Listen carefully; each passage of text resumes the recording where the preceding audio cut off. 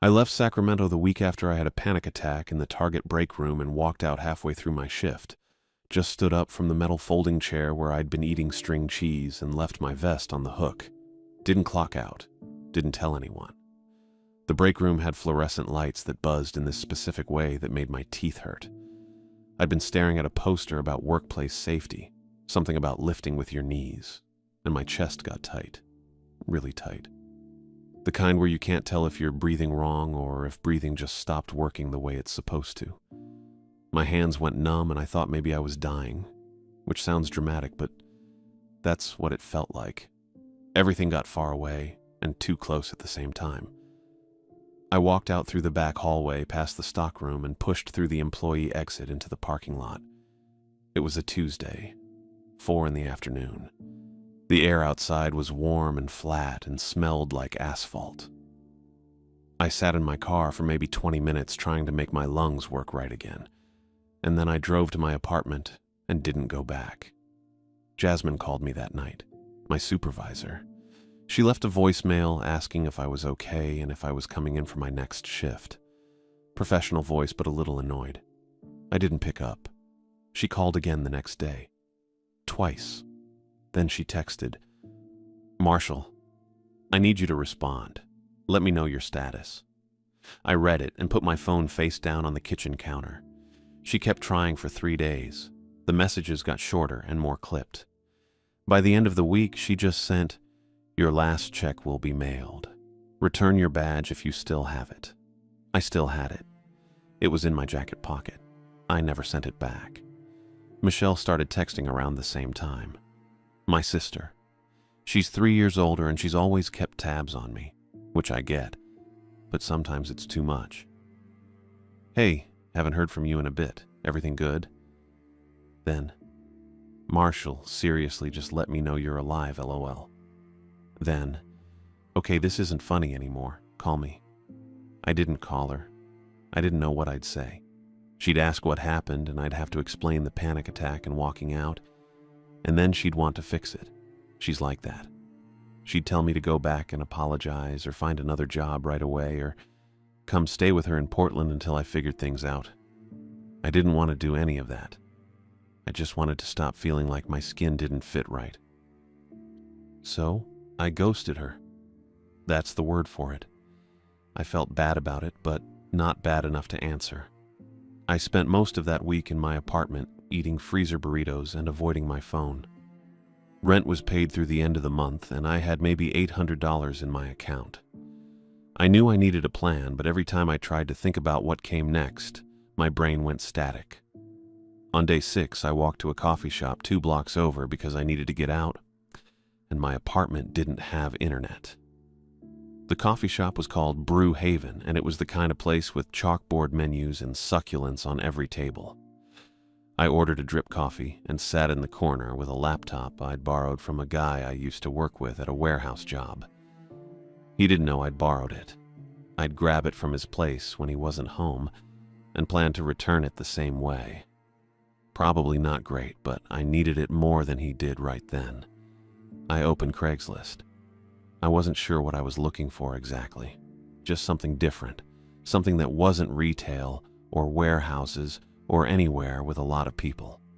I scrolled through listings for roommate situations and delivery gigs and casino work in Reno. Nothing felt right. Then I saw it. Seasonal caretaker, remote coastal station, housing provided, minimal interaction. It was posted by some government agency, U.S. Coast Guard Facilities Management. The listing was bare bones, just said they needed someone to maintain a small residential property adjacent to an active station on the Oregon coast through winter. Duties included basic cleaning, minor repairs, grounds upkeep, stipend plus free housing, must pass background check. Contact Josephine Cross with resume and references. The phrase minimal interaction stuck with me. I didn't have a resume, not a real one. But I opened a blank document and typed up something basic. Listed the warehouse job, and Target, and a landscaping gig I'd done for 2 months the year before.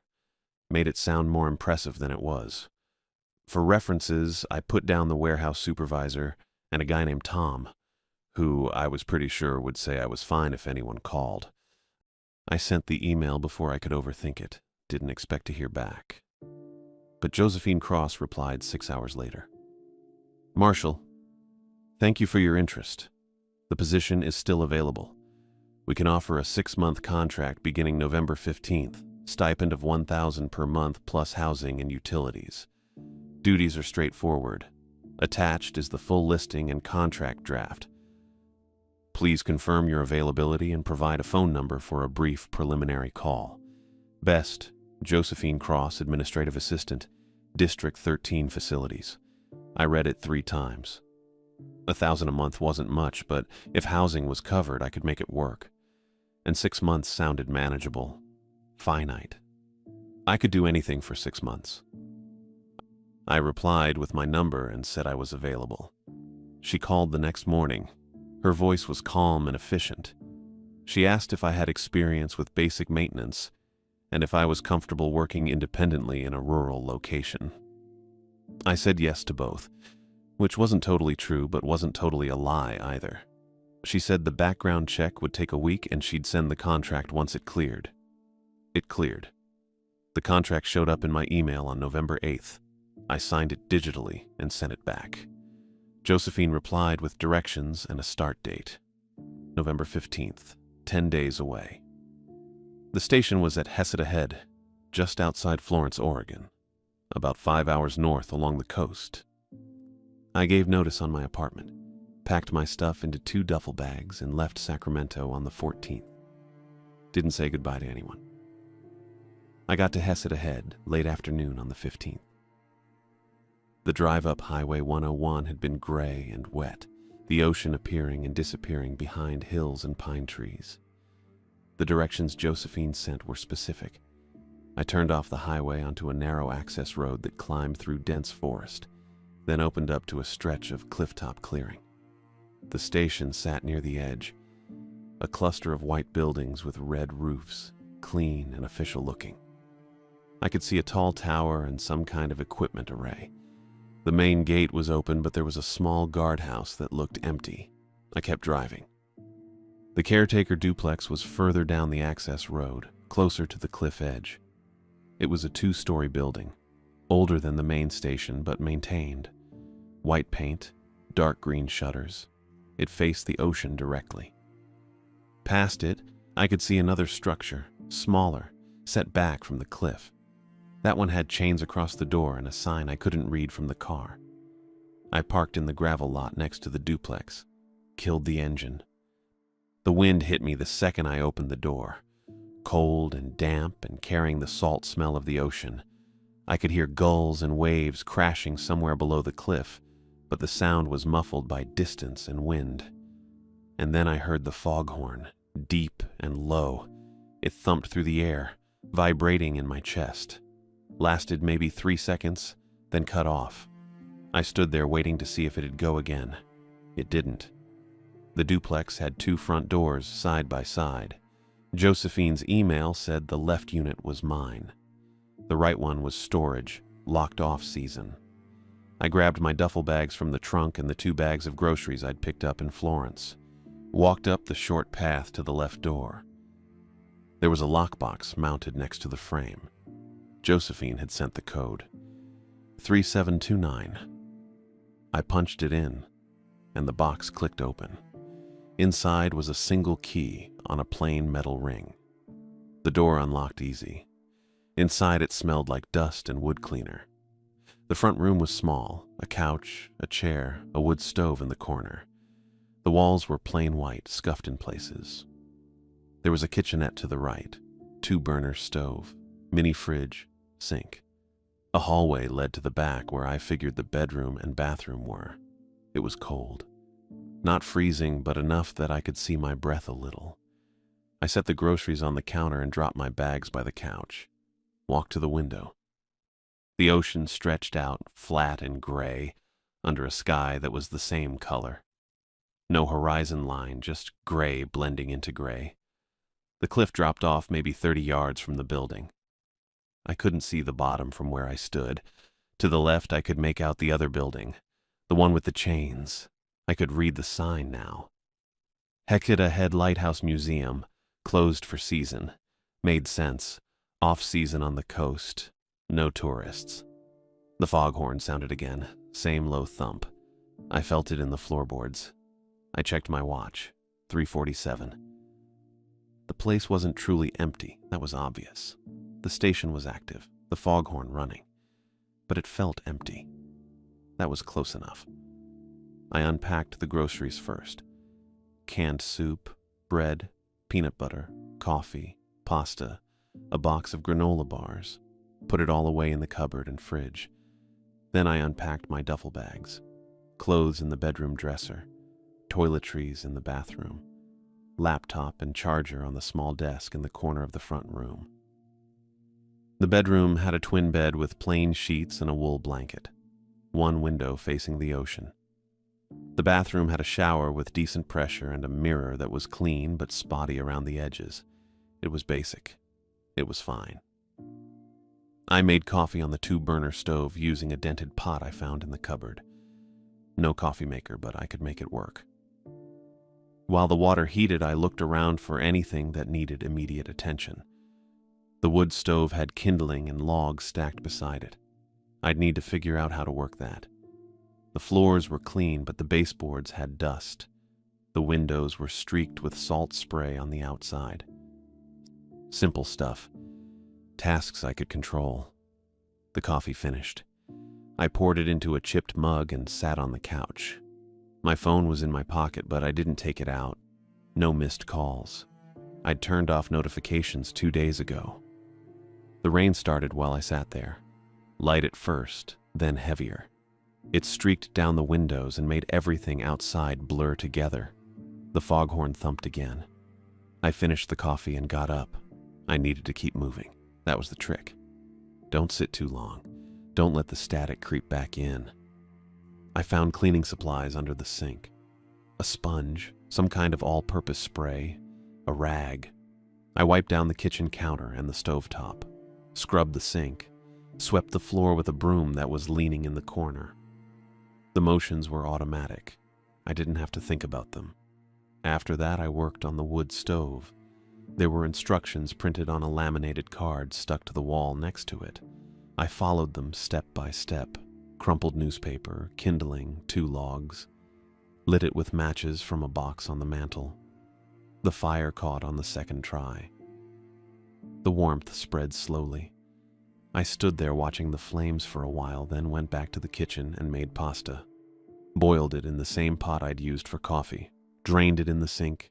Ate it plain with a fork while standing at the counter. Outside, the rain kept coming and the foghorn kept sounding. Every few minutes. Regular, predictable. I washed the pot and fork. Wiped down the counter again. Checked the time. 6:23. It was full dark outside now. I could see my reflection in the window, thin and washed out against the black. I threw another log on the fire and watched it settle into the coals. I didn't have anything else to do. No TV, no internet at the duplex, just me and the sound of rain and the foghorn. I brushed my teeth and changed into sweatpants and a t-shirt. Got into bed. The sheets were cold and smelled a little like storage, but the wool blanket was heavy and warm. I lay there staring at the ceiling, listening to the wind rattle the window frame. My phone was still in my jeans pocket on the floor. I thought about checking it. Didn't. The foghorn sounded again, muffled through the walls, but still present. I counted the seconds between blasts. Somewhere around 4 minutes, regular enough that I could predict it. That helped. I closed my eyes and focused on the rhythm. 4 minutes, thump. 4 minutes, thump. Simple, predictable. Something I could control just by knowing when it was coming. I fell asleep like that. The first couple days I just settled in. That was it. Sweeping the walkways between buildings, checking exterior locks, making sure the lighthouse lamp switch worked when I flipped it. Simple stuff. Routine. The fog didn't really lift. It sat there thick and wet, making everything feel closer than it probably was. I could hear the ocean, but couldn't always see it. The air tasted like salt and something heavier, maybe just moisture. My jacket stayed damp no matter how long I left it inside. I kept busy. That was the main thing. I had a list in my head: walkways, locks, lamp switch, check the generator shed door, walk the perimeter fence. I did it twice a day, morning and afternoon. It gave me something to count. Thinking too much felt dangerous. That's what had happened at Target, I figured. Too much sitting still in that break room with nothing to do but notice my chest getting tight and my hands going numb. Out here I could move, I could sweep, I could check things. The tasks were small and clear, and they didn't require me to talk to anyone or smile or pretend I was fine.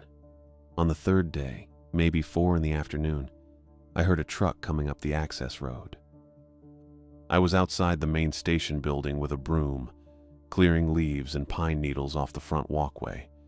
The engine sound carried through the fog before I saw anything.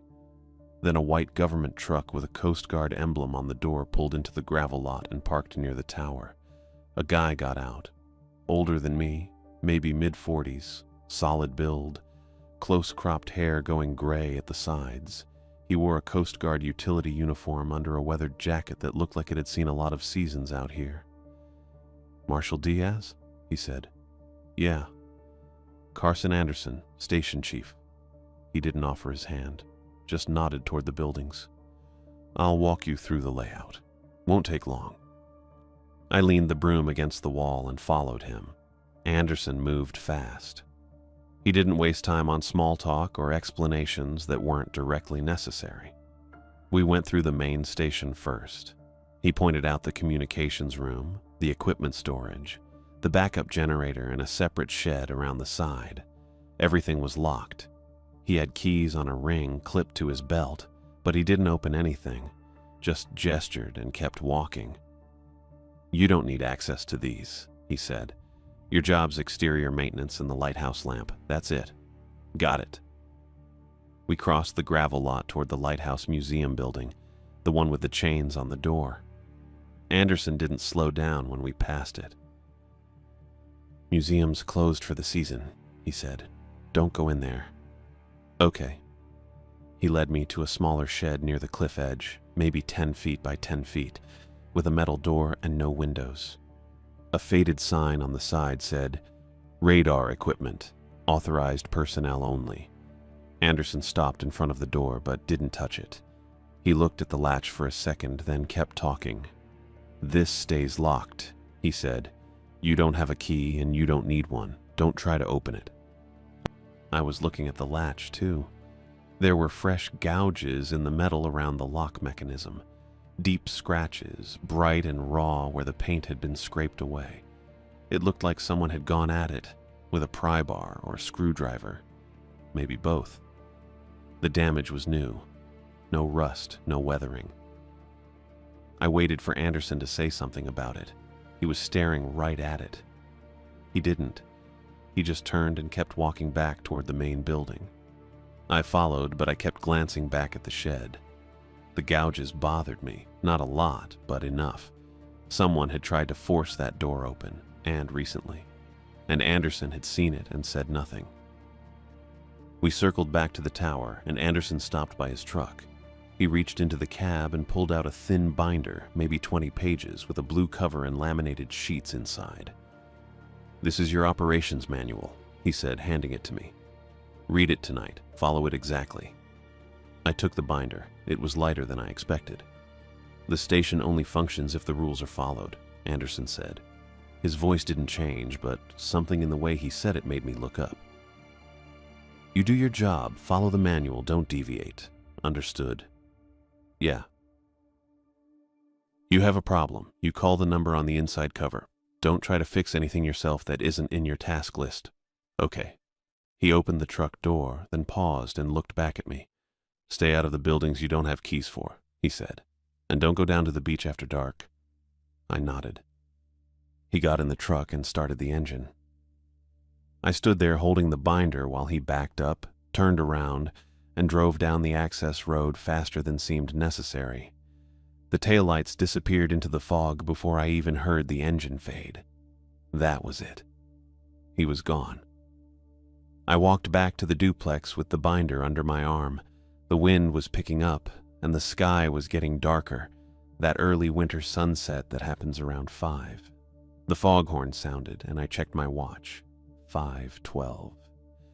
Inside, I set the binder on the desk in the corner and made coffee in the dented pot. While it brewed, I stood at the window looking out at the gray ocean and the gray sky and the lighter gray line where they met. I kept thinking about the gouges on the radar shed door. Fresh damage, metal on metal scratches. Someone had tried to pry it open and failed, or maybe succeeded and then locked it again. And Anderson had looked right at it and said nothing. Didn't mention it. Didn't ask if I'd seen anyone around. Didn't tell me to report anything suspicious. Just told me to stay out. I poured coffee into a chipped mug I'd found in the cupboard and sat down at the desk. The binder sat there with its blue cover and laminated pages. I opened it. The first page was a title sheet. Heseta Head Station, Seasonal Caretaker Operations Manual. Below that, in smaller print, Revised October, no year. The second page listed a phone number for emergencies and a second number for non-urgent issues. Both had the same area code. I flipped through the rest. Task lists, schedules, maintenance protocols. All of it printed in the same plain font on white paper, then laminated. Someone had hole-punched the sheets and put them in the binder with metal rings. The tasks were what Josephine had described. Sweep walkways. Check exterior locks. Test lighthouse lamp daily. Inspect perimeter fence weekly. Report damage or trespassing immediately using the provided number. There was a section on weather protocols. Another on generator operation, though it noted I shouldn't operate it myself. Just check that the shed door was secure. And there was a section called Restricted Areas. I read that part twice. It listed the buildings I wasn't supposed to enter: communications room, equipment storage, radar shed, museum. It didn't explain why, just said access was prohibited and violations would result in immediate contract termination. The last page had a note in bold. These guidelines exist for safety and operational integrity. Adherence is mandatory. I closed the binder and set it on the desk. Outside the window, the sky was almost dark. I could hear the ocean, a low, constant sound under the wind. The foghorn went off again, and I didn't bother checking my watch. I sat there drinking coffee that had gone lukewarm, thinking about the way Anderson had left. Fast, like he didn't want to be here after sunset. And I thought about the gouges on the radar shed door, and the way he'd looked right at them and said nothing. I was alone now. That was the deal. Minimal interaction, Josephine had said. Remote work. Just me and the buildings and the ocean and whatever had been trying to force its way into that shed. I finished the coffee and rinsed the mug in the sink. The binder sat on the desk with its rules and restricted areas and mandatory adherence, evidence that something had been forcing its way in, and a manual that told me to stay out and follow orders and not ask questions. That was it. That was what I had. The sun set somewhere behind all that fog around 5:30. I couldn't actually see it happen, just noticed the gray getting darker in stages. I walked out to the Lighthouse Museum building, still chained, still marked closed, and found the exterior switch mounted in a weatherproof box on the south wall. Flipped it up, heard a mechanical click from inside, then a low electrical hum. The lamp came on above me, cutting a slow rotating beam through the fog. White light, then darkness, then white again. It felt like turning on a very large appliance. I stood there watching it complete 2 full rotations, making sure it didn't flicker or die, then walked back to the duplex. The binder was still on the kitchen table where I'd left it. I made instant coffee in the dented pot, poured it into the cleanest mug I could find, and sat down with the manual open in front of me.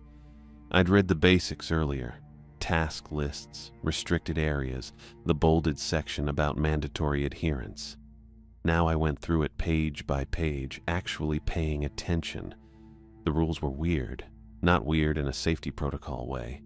Weird in a way that made my chest feel tight. Page 7 had a section called Evening Procedures that included normal stuff: lock exterior doors at dusk, confirm lighthouse lamp activation, secure loose equipment, standard caretaker tasks. But halfway down the page it said, if you hear tapping on glass after dark, do not respond. Do not open doors or windows. Wait 5 minutes, then resume normal activity. Just that. No explanation. No context about why someone might be tapping on glass at a remote coastal station, or what happened if you did open the door. I read it twice. Page 9 had another one. The Foghorn building contains operational equipment and one standing mirror. Do not look directly into the mirror between sunset and sunrise. If you must enter the building during these hours, keep your eyes on the equipment only. I hadn't even known there was a Foghorn building. I'd heard the Foghorn every day since I arrived, assumed it was automated from the main station. And what kind of operational manual warns you not to look in a mirror? That wasn't a safety rule. That was something else. Page 11. A red buoy light is visible approximately 200 yards offshore during clear conditions. If the light changes color or moves closer to shore, report immediately via the emergency contact number. Do not approach the water. I looked out the kitchen window. Couldn't see 200 yards through the fog. Couldn't see 20 yards, honestly. The ocean was out there. I could hear it. But the red buoy light could have been anything or nothing, and I wouldn't know. Page 14 had the cliff path warning. A trail descends the south cliff face to the beach below. This path is unstable and not maintained. Do not use it after sunset. If you hear voices or movement on the path at night, do not investigate. Remain inside until daylight. The coffee was getting cold in my hands. I set the mug down. Anderson had told me not to go to the beach after dark. He'd said it fast, like an afterthought, right before he drove away. Now the manual said the same thing but added, don't investigate if you hear people down there at night, which meant people did go down there, or something that sounded like people. I flipped back to page 7, read the tapping rule again. My phone buzzed in my pocket. I pulled it out. Text from Michelle. Marshall, I'm actually worried now. Just send me one text so I know you're alive. I put the phone face down on the table. The foghorn sounded. I checked my watch. 6:18. I'd been reading for maybe 20 minutes and my hands were already shaking a little. Not panic attack shaking. Just the kind of tension that builds up when you're trying to figure out if you're reading safety instructions or something else entirely. I turned to page 15. That's when I heard it. 3 taps on the kitchen window. Steady, evenly spaced. Deliberate. Tap, tap, tap. I froze. Not frantic tapping. Not wind-blown debris hitting glass. 3 controlled knocks. The kind you'd use on a neighbor's door. Polite. Patient. My chest tightened. I kept my eyes on the binder. On page 15. On the words I wasn't reading anymore. The tapping came again. Same rhythm. Same window. Tap, tap, tap. I forced myself to breathe, counted it out the way I'd learned after the Target break room. 4 seconds in, hold 4, 4 seconds out. I'd found the technique on some free anxiety website during the week I spent in my apartment not answering Jasmine's calls. It worked maybe 60% of the time. I looked at my watch. 6:21. The manual said wait 5 minutes. Don't respond. Don't open doors or windows. My hand wanted to pull the curtain back, wanted to see what was out there. That's the normal human response, right? Someone knocks. You check. You look. You open the door or at least call out, "Who's there?" But the manual said don't. And Anderson had looked at those fresh gouges on the radar shed like he was pretending they didn't exist. I kept breathing, kept watching the second hand on my watch. The tapping stopped. I waited, didn't move. The duplex was silent except for the wind outside and the hum of the mini fridge in the corner. At 6:26, I stood up, slow, and stepped to the window, lifted the edge of the curtain with 2 fingers. Nothing. Wet boards on the small deck outside the kitchen, fog pressing against the glass. Darkness pooled in the corners where the lighthouse beam didn't reach. No person, no animal, no branch swinging in the wind. I let the curtain drop. My coffee was cold. I poured it down the sink, rinsed the mug, set it in the drying rack. My hands were steadier now. The breathing thing had worked. I left the binder on the table, went upstairs to the bedroom, and sat on the edge of the bed where I could see the lighthouse lamp through the window. The beam rotated past every 8 seconds. White light sweeping across fog, then gone, then back again. I watched it for a while. It felt like keeping an eye on it mattered. Like if I looked away, something might go wrong with the rotation, or the light might stop, or the whole system might collapse. Which was stupid. It was automated. It didn't need me staring at it, but I kept watching anyway. I lay down eventually, still dressed, boots still on, pulled the wool blanket over my legs. The foghorn sounded again at 6:47, then 7:16, then 7:43. Irregular intervals. I stopped checking my watch after a while. Sleep came in pieces. I'd drift off, then wake up when the foghorn blasted, then drift again. The wind picked up around 9, rattling the window in its frame. I heard something scrape across the roof. Probably a branch, maybe part of a shingle, but I didn't get up to check. At some point, I actually slept. Then the foghorn changed. I opened my eyes, checked my watch. 11:53. The foghorn had always been the same, low, steady 3-second blasts, but now the pitch was wrong, higher, strained, like the mechanism was struggling. I sat up. It sounded again, definitely higher and shorter, maybe 2 seconds instead of 3. Then it cut off mid-blast. I waited, watched the second hand on my watch tick past 12, past 15 seconds, past 30. Nothing. The wind was still going. I could hear the ocean down below the cliff. But the foghorn had stopped completely. 12:40 a.m. The silence felt wrong. Heavy. Like the absence of sound was its own presence pressing down on the duplex. I stood up. Told myself I was just going to look out the window. Just check. That was reasonable. That was fine. But my boots were already on, and I was already moving toward the stairs. I grabbed the flashlight from the kitchen drawer, the one with the heavy rubber casing and the strap I didn't use. It felt solid when I clicked it on, and the beam cut white across the living room wall. The rain started while I was putting on my jacket. Not heavy, but steady, the kind that soaks through after a minute or two. I could hear it hitting the roof and the windows. The foghorn was still silent. 12:47 on my watch. I stepped outside and the wind hit me immediately, cold and damp and carrying salt smell from the ocean below. The lighthouse beam swept past overhead, lighting up the rain in streaks. I pulled my hood up and walked toward the foghorn building. The building sat about 50 yards from the duplex, closer to the cliff edge. Small and square with peeling white paint and a metal door. I'd walked past it maybe 6 times during my daily perimeter checks, but never went inside.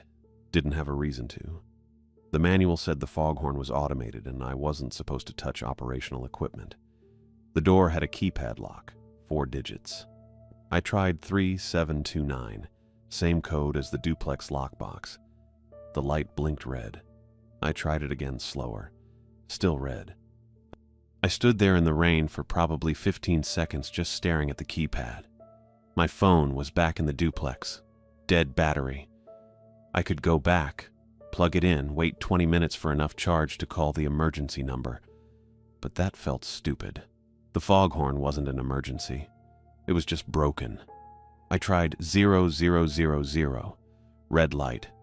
Then I tried the handle and it turned. Unlocked the whole time.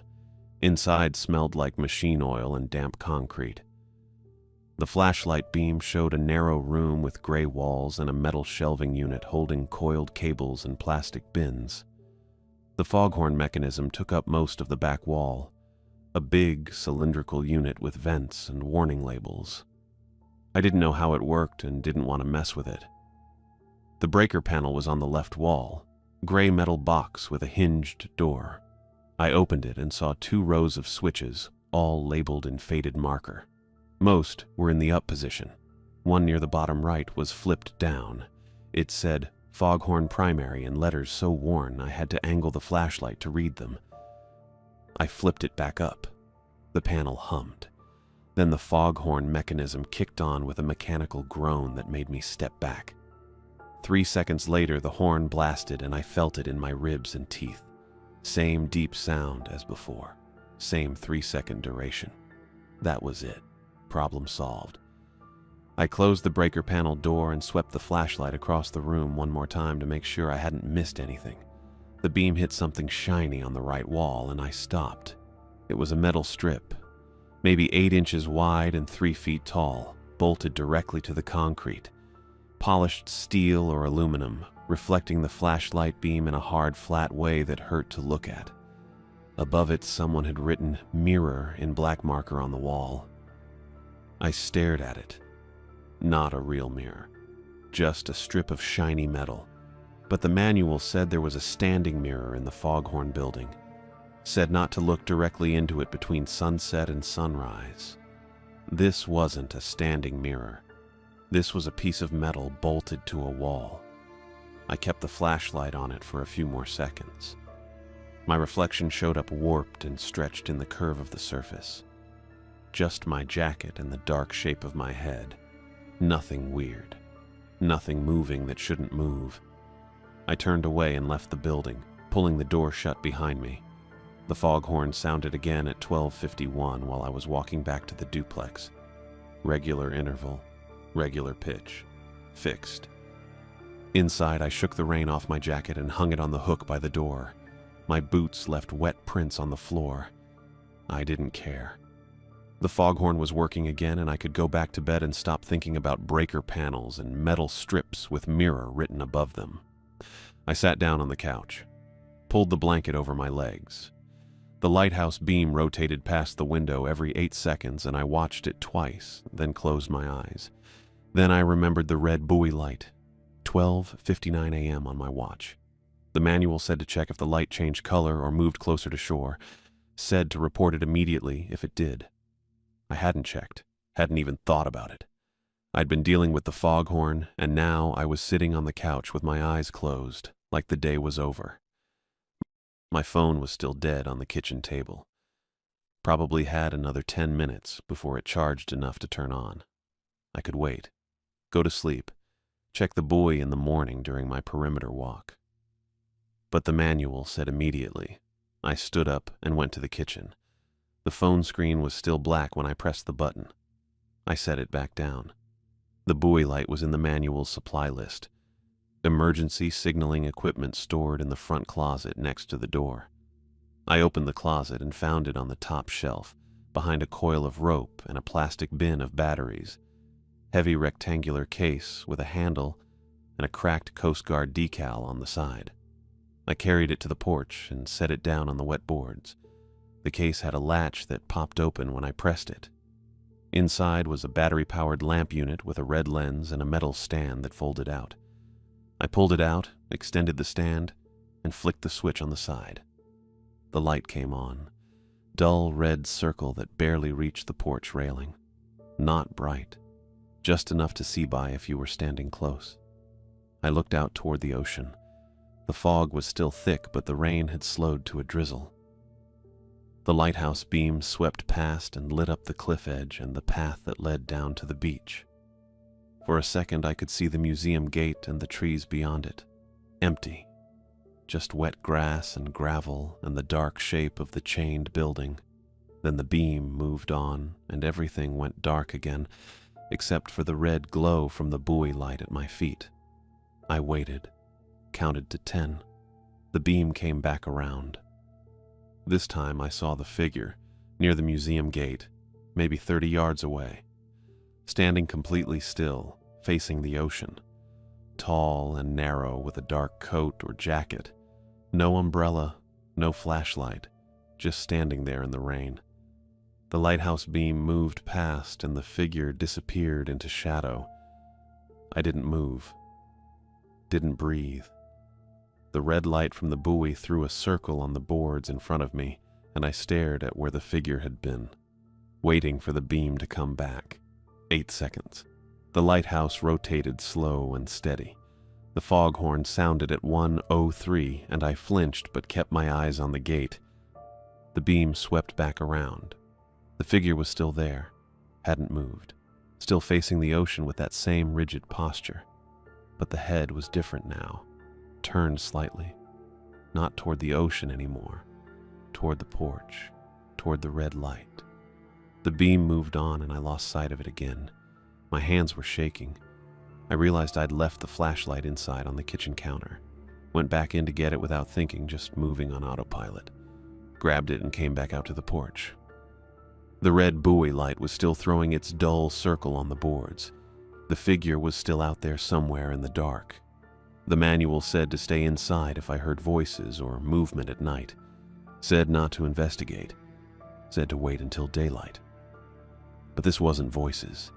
This was a person standing in the rain at 1 a.m. near a closed government facility. That didn't make sense. People didn't just show up here. The access road was gated. The whole point of this job was that nobody came out here. I needed to know if it was real. I stepped off the porch onto the gravel. The rain hit my face and I raised my voice toward the gate. "Hey!" My voice came out smaller than I wanted, got swallowed by the wind and the ocean noise. I tried again, louder. "Hey! You're not supposed to be here." I turned on the flashlight and waved it toward the museum gate. The beam cut through the fog and rain, sweeping across wet grass and gravel. I couldn't see the figure anymore. Just empty ground and the dark shape of the chained building and the trees beyond. I kept waving the flashlight, back and forth, trying to catch movement, trying to see something that would prove I hadn't imagined it. The lighthouse beam came around again and lit up the whole area for 3 seconds. Nobody there. Just the gate and the building and the path leading down toward the cliff. I stood there with the flashlight in my hand, breathing hard, rain soaking through my hood. The red buoy light glowed behind me on the porch. The foghorn sounded at 1:07. The figure was gone. The figure didn't walk. That's the part that stuck with me, standing there in the rain with the flashlight beam cutting through nothing. It moved closer, but not in steps. More like it was being pulled forward, sliding. I don't know how else to describe it. 1 second it was near the museum gate, the next it was maybe 20 yards away, and I hadn't seen it cross the distance. The buoy light on the porch flickered behind me. Just once. A quick dim and then back to full red. And that's when it hit me. The manual said to report if the buoy light moved closer to shore. Not moved away, closer. The red light wasn't keeping things away from the station. It was guiding them in. I grabbed the buoy light off the stand. The metal was cold enough to sting my palm even through the rain. The red glow died immediately when I yanked the power cord free. I didn't look back at where the figure had been. I just ran.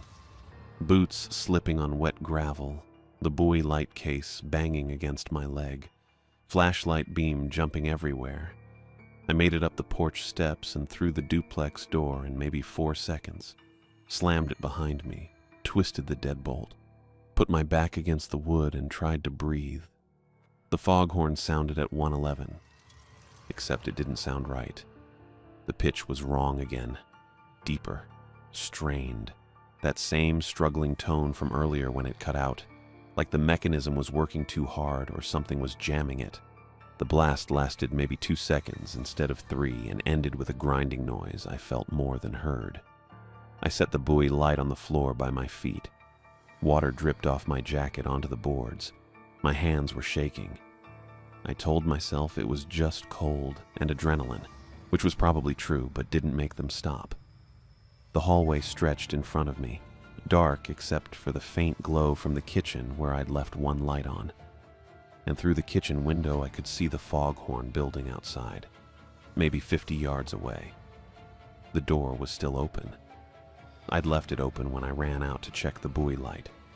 The manual said to secure all doors at dusk, but that wasn't what made me freeze. The metal strip on the wall inside the Foghorn building was reflecting light, a soft, reddish glow. I could see it from here through the open door and the kitchen window, except the porch light was off. I knew it was off because I never turned it on. The only light source had been the buoy lamp, and I'd just killed that. So, what was the strip reflecting? I stepped into the hallway. My boots left wet prints on the floor. The kitchen light hummed. Through the window, the Foghorn building sat there with its door hanging open and that wrong glow coming from inside. The manual said not to look directly into the mirror between sunset and sunrise. If I had to enter, keep my eyes on equipment only. I walked toward the kitchen, told myself I was just going to close the window blinds. That was it. Just pull the cord and block the view and deal with the open Foghorn building door in the morning when the sun was up and things made sense again. I got to the window, put my hand on the blind cord. The red glow in the Foghorn building pulsed once, brighter, then back to dim. I was still holding the buoy light, still powered off, still dark. I looked down at the unit in my hand, then back at the Foghorn building, then down at the buoy light again. I'd brought it inside. The red glow was coming from inside the duplex somewhere, reflecting out through the Foghorn building's mirror strip. The binder was still on the kitchen table where I'd left it. 20 laminated pages of rules and warnings and mandatory adherence. Don't look at the mirror after dark. Don't respond to tapping. Don't go to the beach. Don't ask questions about fresh gouges on locked doors. I walked out of the kitchen, down the hallway toward the front door. The buoy light hung heavy in my grip. The Foghorn building door was still open. I could see it clearly now without the window glass between us. The metal strip on the right wall caught the faint red glow and threw it back, warped, stretched. I stepped onto the porch. Rain hit my face immediately, cold and sharp. The Foghorn building was maybe 40 feet away. I shouldn't have walked toward it. I knew that even while I was doing it. The manual said, keep your eyes on equipment. Anderson said, follow the rules exactly. Don't deviate. But the red glow was coming from inside my duplex and reflecting in that strip, and I needed to know why. I crossed the gravel. My boots crunched loud enough to hear over the rain. The Foghorn building's doorway was a black rectangle with the metal strip visible on the right wall, catching light that shouldn't exist. I stepped inside. The air smelled like oil and salt and something else. Something organic. Seaweed, maybe. The strip was 3 feet tall and 8 inches wide. Polished metal bolted to the wall with mirror, written above it in marker. I'd seen my reflection in it earlier, warped but recognizable.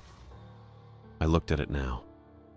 The red glow was definitely there, soft and pulsing, coming from behind me even though the buoy light in my hand was off and there was no other light source. I leaned closer, just a few inches, just enough to see. For a fraction of a second, the reflection showed someone standing behind me. Carson Anderson.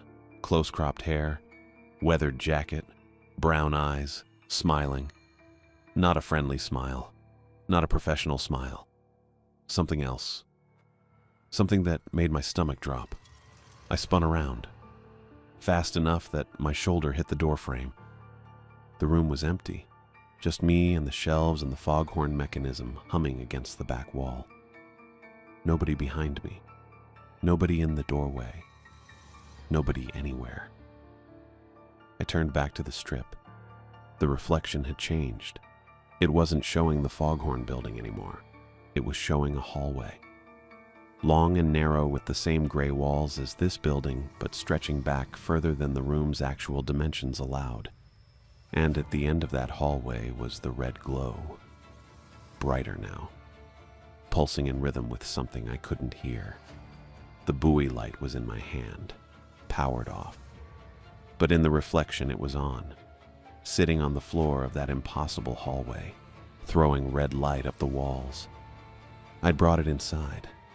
I'd killed the porch placement early and brought the buoy light into the duplex, and now it was active in a space that didn't exist. Something moved in the reflection, low on the metal surface, near the bottom edge. A handprint, wet. Fingers spread wide. It wasn't there, and then it was, crawling up the metal strip 1 inch at a time. The water it left behind wasn't clear. It was black, thick. When it dripped down the surface, it left streaks that looked like salt deposits but moved wrong. Too slow, too deliberate. I stepped back. My heel hit the doorframe again. The handprint kept climbing, up past the halfway point, up toward the mirror text. The black streaks followed it like veins.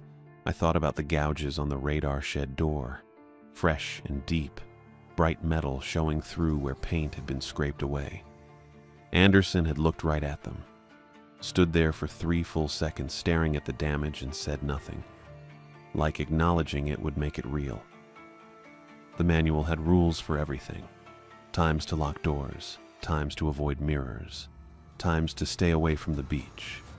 Specific instructions down to the minute. Timing locks, not combination locks or key locks. Timing locks. The shed door could only be opened at certain times, or couldn't be opened at certain times, and someone had tried to force it anyway, leaving gouges where they'd failed. Entry points. The rules weren't just safety protocols, they were security measures, ways to keep things out, or keep things in.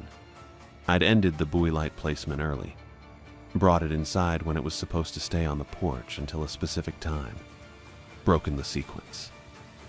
And now something was using the red glow I'd brought inside to move through a hallway that didn't exist. I needed to fix it, put the buoy light back outside, reset the placement, follow the manual's instructions exactly like Anderson said. I turned toward the duplex. The buoy light felt heavier now. The red lens caught the faint glow from the kitchen window. I walked fast across the gravel, up the porch steps, reached for the door handle, and stopped.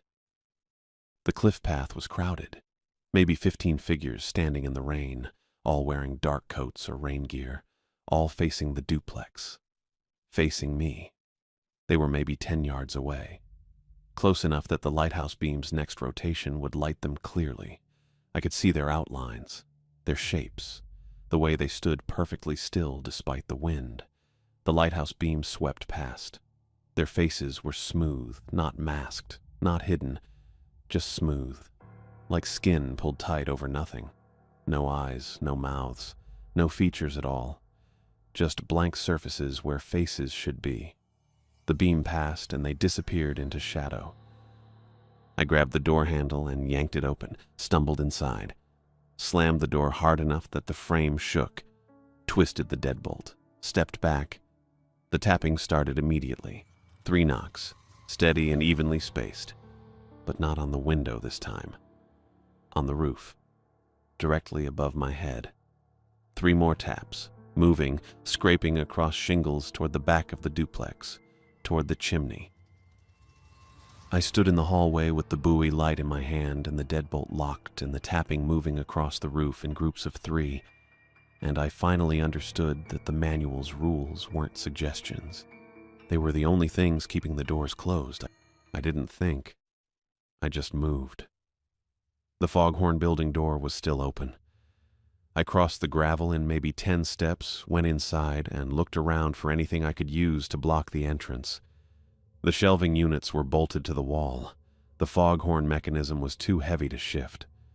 I spotted a metal folding chair in the corner behind a plastic bin, grabbed it, dragged it to the doorway, and wedged the back under the handle at an angle. It wasn't much. Probably wouldn't stop anything determined, but it made me feel slightly less like I'd left a door wide open for whatever was using that metal strip. The strip was still reflecting that impossible hallway. The red glow pulsed at the far end, steady and rhythmic. I could see the buoy light sitting on the floor in the reflection, even though the actual buoy light was inside the duplex on my hallway floor, unplugged and dark. I needed to cover it, block it out, stop looking at it.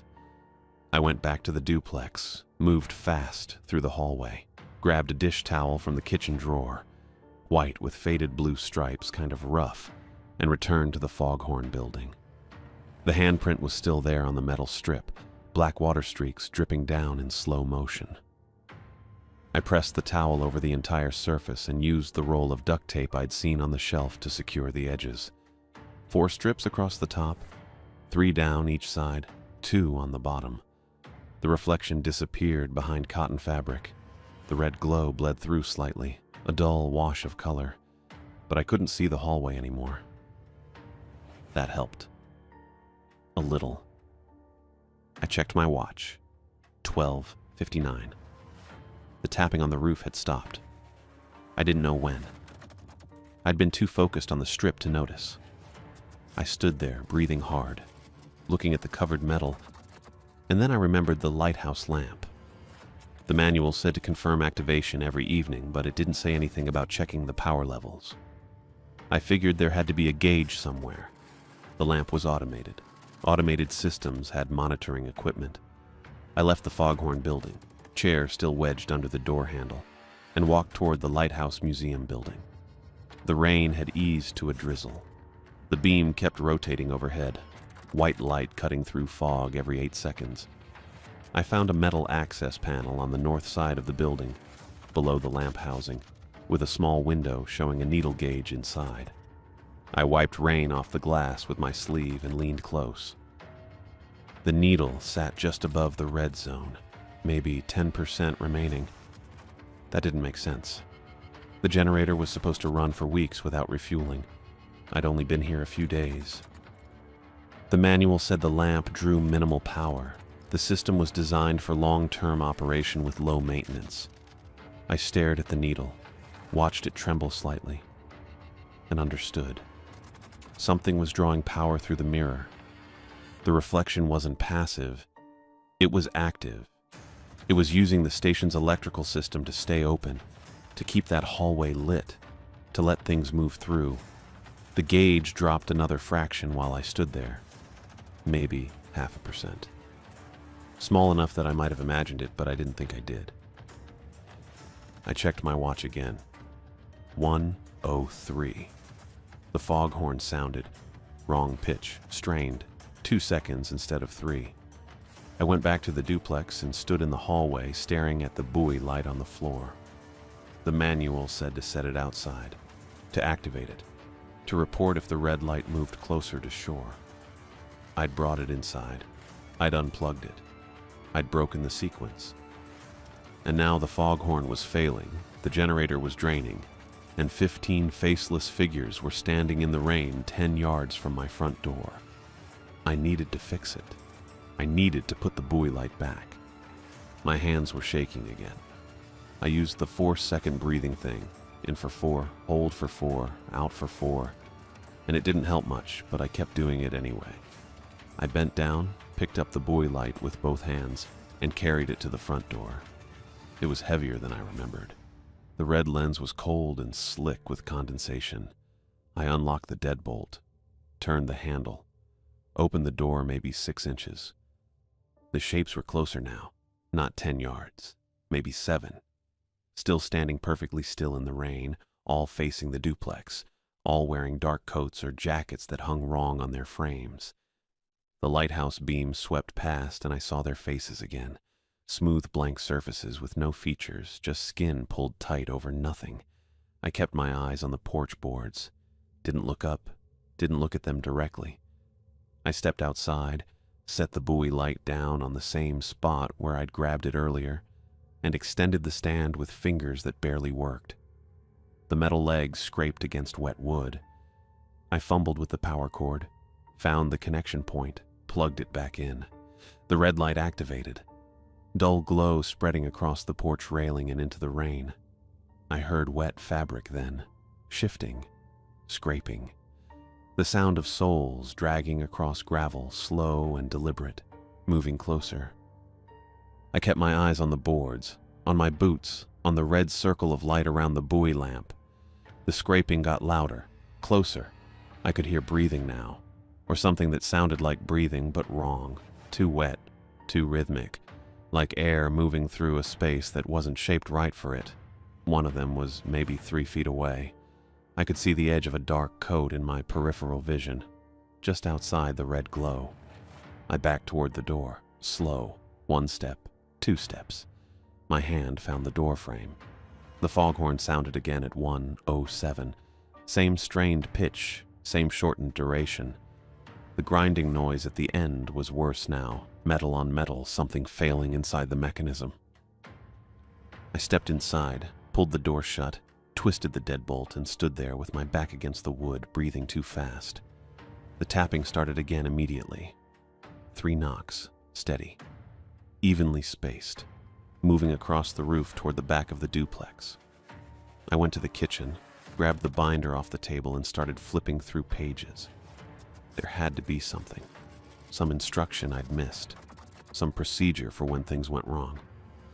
Page 7, evening procedures. Tapping on glass, don't respond, wait 5 minutes. Page 9, foghorn building. Mirror, don't look directly between sunset and sunrise. Page 11, red buoy light, report if it moves closer to shore. Page 14, cliff path. Don't use after sunset. Don't investigate voices or movement. Nothing about what to do if you broke the rules. Nothing about how to fix it. I turned to the back of the binder. Page 19 was the last page with text, the bolded note about adherence being mandatory. Page 20 was blank except for a footer in small print at the bottom. Mirror mount hardware, stainless steel, corrosion resistant, 2-bolt secure fixture. See maintenance appendix for replacement specifications. I read that twice. 2-bolt secure fixture. I thought about the metal strip on the wall. 8 inches wide, 3 feet tall, bolted to the wall with mirror written above it in marker. Not a standing mirror. A mounted strip. Removable. I grabbed the flashlight off the counter, went back outside into the rain, crossed the gravel to the foghorn building, and pushed the door open past the wedged chair. The towel was still taped over the metal strip. The red glow bled through the fabric, brighter now, pulsing faster. I tore the towel down, duct tape ripping free, leaving sticky residue, and looked at the reflection. The impossible hallway was full of them now. Faceless shapes in dark coats, standing shoulder to shoulder, filling the narrow space from wall to wall. They were closer than before, maybe 20 feet back from the strip's surface, and they were moving, slow, deliberate, walking toward me. I could see the front one clearly, tall, no features, head tilted slightly to the right. It raised one hand and pressed it against the inside of the reflection. Black water spread from the contact point, fingers splayed wide. I stepped back, hit the shelving unit, and knocked a plastic bin onto the floor. It clattered loud enough to make me flinch. The figure in front kept pressing. The metal strip vibrated. I could feel it in the floor, a low hum building in the walls. 2-bolt secure fixture. I turned and scanned the shelving until I found a toolbox on the second shelf. Red metal, handle bent, latches rusted. I flipped it open and grabbed the first wrench that looked like it might fit. Adjustable. Heavy. Good enough. I knelt down next to the strip and found the bolts. One at the top right corner, one at the bottom left. Both were standard hex heads, maybe half an inch across, with flat washers underneath. The metal strip vibrated harder. The hum got louder. I fitted the wrench over the top bolt and turned counterclockwise. It didn't move. I adjusted my grip, braced my other hand against the wall, and pulled harder. The bolt broke free with a metallic squeal. The strip lurched, just a fraction of an inch, like something on the other side had pushed. I moved to the bottom bolt, fitted the wrench, and turned. This one came loose easier. 3 full rotations and it dropped into my palm, still warm. The metal strip fell forward into my hands. It was heavier than it should have been. way heavier, like I was holding something under tremendous load, something pulling from the other side, dragging it down. My arms shook. I almost dropped it. The reflection was still active. I could see the hallway, the shapes, the red glow at the far end, all of it contained in the stripped surface, even though it was no longer mounted to the wall. I turned and carried it toward the door, angling it downward so I didn't have to look at the reflection directly. My shoulders burned. My hands cramped around the edges. I stepped outside into the rain, crossed the gravel, and climbed the porch steps. The buoy light was still glowing red, throwing light up the railing and across the boards. I set the metal strip down flat on the porch directly under the buoy light, reflection facing up. For 3 seconds, nothing happened. Then at 1:06, the buoy light shut off on its own. The red glow died. The strip flashed once, bright white, almost blinding, and I saw every figure in the reflection fold inward toward the center, collapsing into the surface, pulled down into the metal as if it were water instead of steel. The pressure stopped. The vibration in the floor cut out. The air felt lighter, thinner, easier to breathe. The foghorn sounded at 1:09. Normal pitch. Full 3-second duration. No grinding, no strain. I stood on the porch in the rain, staring at the metal strip. The reflection was just a reflection now. I could see the porch ceiling, the railing, the edge of my boot. Nothing else. I checked my watch. 1:11. The lighthouse beams swept past overhead. I looked toward the cliff path where the 15 figures had been standing. Nobody there, just wet grass and gravel and fog. I picked up the metal strip, normal weight now, maybe 5 pounds, and carried it back to the Foghorn building. I left it leaning against the wall inside, grabbed the chair, and pulled the door shut behind me. Back in the duplex, I checked the lighthouse lamp gauge. The needle had stopped dropping. Still low, maybe 8%, but steady. I went inside, locked the deadbolt, took off my wet jacket, and sat on the couch with the blanket pulled over my legs. The foghorn sounded at 1:43. Normal. I didn't sleep. At dawn, the rain stopped and the fog thinned enough to see the ocean. Gray water, white foam, rocks below the cliff edge. I made coffee in the dented pot and drank it standing at the kitchen window. Then I walked outside to check the perimeter. Standard routine, same as every morning. The radar shed was near the cliff edge, same as always. I walked past it, stopped, and looked at the door. The fresh gouges were gone. The metal around the lock mechanism was smooth and painted. No scratches, no bright bare metal, no evidence anyone had ever tried to pry it open. I stared at it for maybe 30 seconds. Then I kept walking. Back at the duplex, I opened the binder to page 20. The footer about the mirror mount hardware was still there, but page 18, the waiver page I'd skimmed on my first read-through, the one about assuming risks and releasing the Coast Guard from liability, was blank now. Just white laminated paper with a page number in the corner. I closed the binder and set it on the table. At 9:15, I heard a truck engine. Carson Anderson's white government truck pulled into the gravel lot and parked near the tower.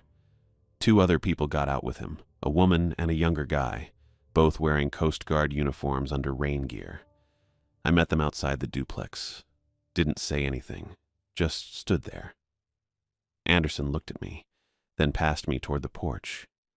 His eyes stopped on the boards where I'd set the metal strip down under the buoy light. The wood was disturbed there, scrape marks, wet streaks, a faint outline where the strip had rested. He looked at the Foghorn building next. The door was closed, but the chair was still visible through the window, lying on its side where I'd left it. Then he looked at me again. "Contract's over," he said. I opened my mouth, closed it, didn't ask why. The woman, Danielle, I heard Anderson call her, stepped forward. "You'll need to pack your belongings. We'll supervise and escort you off-site." "Now?" I said. "Now," Anderson said. The younger guy, Easton, followed me inside while I packed. He didn't talk, just stood in the doorway watching while I stuffed clothes into my duffel bags, unplugged my laptop, gathered toiletries from the bathroom. It took maybe 20 minutes. I left the binder on the kitchen table, left the key in the lockbox by the door, walked out carrying both duffels and the grocery bag with my remaining food. Anderson was waiting by my car. Danielle stood near the duplex porch, arms crossed, watching. You're free to go, Anderson said. Your stipend will be prorated and mailed. What happened? I asked. He didn't answer, just looked at me with the same controlled expression he'd had when he looked at the gouges on the radar shed door during his first visit. I put my bags in the trunk, got in the driver's seat, started the engine. Anderson stepped back and Danielle moved toward the duplex entrance. Easton came out carrying the metal strip, holding it carefully with both hands. I put the car in reverse, backed out of the gravel lot, and drove down the access road toward the highway. In the rearview mirror, I saw Anderson standing next to his truck, watching me leave. The lighthouse beam rotated overhead even though it was full daylight now. The foghorn sounded once as I reached the gate. I turned onto Highway 101 and drove south. I didn't have a job anymore, didn't have an apartment, had maybe $800 in my account, and no plan past getting away from Heceta Head. But I understood something now. The rules in the manual weren't arbitrary, they were containment protocols. And I'd broken them, brought the buoy light inside, uncovered the mirror, moved the strip. But in breaking them, I'd also ended whatever was using the station as an entry point. The gouges were gone. The waiver was blank. The figures had folded back into the metal and disappeared. I'd fixed it. And fixing it had cost me the only job I'd been able to hold without panicking. I drove for 2 hours before I stopped for gas. Didn't check my phone. Didn't think about what came next. Just kept driving south with my bags in the trunk and no clear answers about what I'd actually seen or why Anderson had ended the contract without explanation. That was it. I was done.